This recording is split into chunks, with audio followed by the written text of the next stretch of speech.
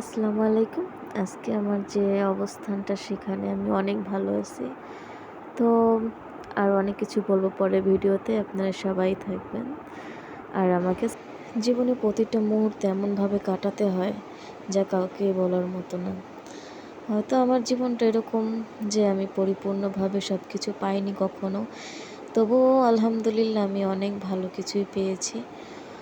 তো হ্যাঁ, আমার সবচেয়ে বড় একটা আবেগ, সবচেয়ে বড় একটা কষ্ট আমি কখনো বাবার আদর পাইনি।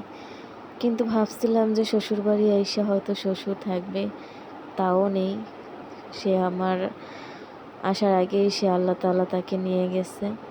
তো আমার সবচেয়ে পরিপূর্ণ এবং আমার ভাই আমাকে সবসময় আমাকে আগলে রেখেছে। বাবা মারা যাওয়ার পর ভাই আমাকে দেখে রাখছে, মাও দেখে রাখছে। কিন্তু বিয়ে হওয়ার পর জীবনটা এরকম হবে কখনোই ভাবিনি। তবুও আমার জামাই আমাকে অনেক ভালোবাসে আলহামদুলিল্লাহ।